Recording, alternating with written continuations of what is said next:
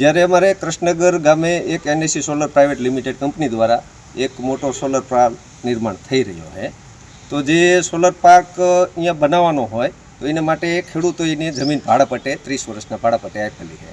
તો એ લોકોએ એને કરાયા પહેલાં અહીંયા કામ ચાલુ કરી દીધેલું, અને પછી આમાં આ લોકોનું એવું હોય કે જે સેન્ચ્યુરી હોય એની બાજુમાં કોઈ પણ પ્લાન્ટ બનતો હોય તો અહીંયા જે વસવાટ કરતા હોય પ્રાણીઓ, પશુઓ, પક્ષીઓ, તો એના માટે એ લોકો એનું પેમેન્ટ જમા કરાવવાનું સરકારશ્રીને, કારણ કે એના સંવર્ધન માટે. તો એ લોકોએ ટોટલ એને પ્લાન્ટ બતાવ્યો હતો 600 મિલિયન, એટલે કે 60 કરોડનો. તો 60 કરોડ લેખે 1% ભરવાનું થાય તેમને 60 લાખ રૂપિયા ભરી દીધા હતા.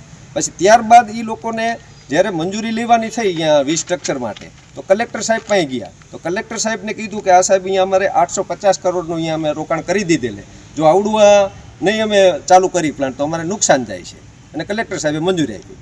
તો અમારી રજૂઆત એવી હતી વન વિભાગ પાસે, વન વિભાગને, કારણ કે અમે 21/6 જાણ કરેલ, અગ્ર સચિવ મુખ્ય વન સંરક્ષક ગાંધીનગર, અને જાણ કરેલ કે આ લોકોએ આ રીતે ગેરરીતિ કરી છે, આટલા કરોડનો ભ્રષ્ટાચાર કર્યો હોય, કે 60 કરોડ બતાવી અને 850 કરોડ પાછળથી બતાવે છે. તો વચ્ચેનો ડિફરન્સ રહ્યો હોય તો એ ડિફરન્સનું પેમેન્ટ ક્યાં ગયું? એ ઉઘરાણી જગ્યાએ એ લોકોએ પાછી મંજૂરી આપી દીધી અને 8 ભાગ કરી દીધા કે તમે વર્ષે 1 કરોડ ભરો. તો જે અહીંયા વસવાટ કરતા હોય પશુ પક્ષીઓ, તો એને આપણે સંવર્ધન માટે પેમેન્ટ જમા કરાવવાનું, તો મરી ગયા પછી એને ખવડાવીને શું કરવાનું? તો તપાસની જગ્યાએ એ લોકોએ એને મંજૂરી આપી દીધી. અને પછી કલેક્ટર સાહેબને મંજૂરી આપી હતી આની અંદર. તો 5મા નંબરમાં એવું લખેલું હતું કે ઇકો સેન્સિટિવ ઝોનની બહાર જે કોઈ લાઈન આવતી હોય તો એની અંદર ખેડૂતો, ખાતેદારો પાસે તમારે મંજૂરી લેવાની રહેશે, એના માટે તમારે એગ્રીમેન્ટ કરવાનું થાય છે.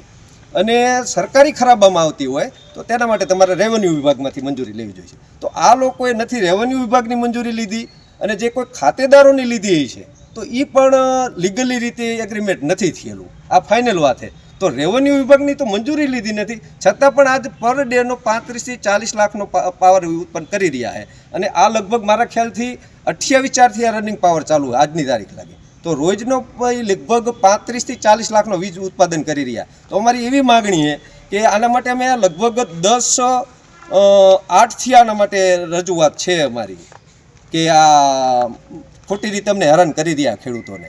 તો આના માટે અમને એવું લાગ્યું કે અધિકારીઓને અમે જાણ કરી, મુખ્ય અગ્ર વન સંરક્ષકને મળ્યા, હુડખરમાં મળ્યા, પણ અમને સંતોષકારક જવાબ ન મળ્યો. તો આના માટે અમે તકેદારીમાં પણ જાણ કરેલી, કે અમને એવું લાગે કે આ અધિકારીઓ આની અંદર સંડોવાયેલા હશે, ભ્રષ્ટાચાર થયો હોય છે.